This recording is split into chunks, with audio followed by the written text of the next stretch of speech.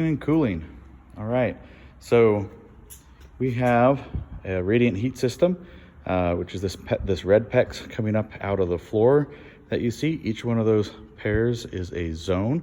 So on my parent side here, we've got one zone for their master bedroom and closet. We've got this zone here for the rest of their house.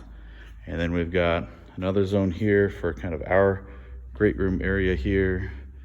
Another zone tucked away behind this cardboard for kind of this side of our house.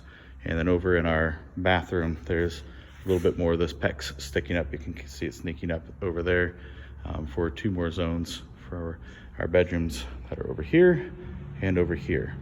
So we've got 6 zones in total. This was all pressure tested before and then during the concrete pour.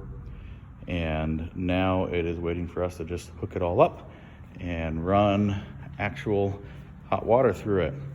So that's what is clear PEX will be supplying each of these zones, and then the return back so it can get reheated. It's a closed loop system, and that's that. For that radiant heat system, you really want to be able to know the heat or the temperature of the concrete slab itself. That's kind of what you set instead of your air temperature. So before we poured the concrete, we just put this PEX in kind of as a sleeve, and you can see that we measured it 66 inches long, so we were able to put a mark on our little temperature probe here to be able to know that we had got it inserted enough.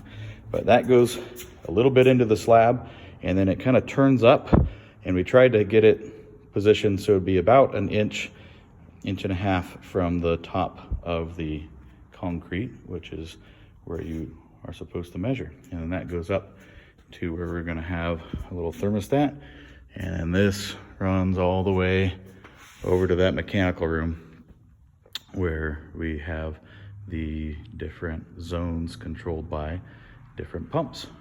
I have that finished yet, but you can see here our collection of parts to do so. This is what one of those pumps looks like. So water in, water out. And we've got 6 of them, one for each zone. And then there's some distribution manifolds for the supply and the return. And that all gets mounted inside that mechanical room. That's why we've got so much space on the wall here for all of that, and the additional water heater for that. Radiant heat works great for warming up, but when we want it to cool down, we have a Mitsubishi mini split system. So we've got one here that services 2 heads on my parent side, and we've got another outdoor unit here which services 3 heads on our side.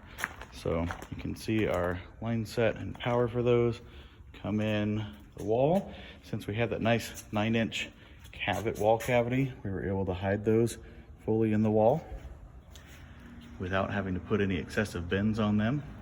And so those come up, and you can see this one goes over to a wall unit that's in my parents' master bedroom.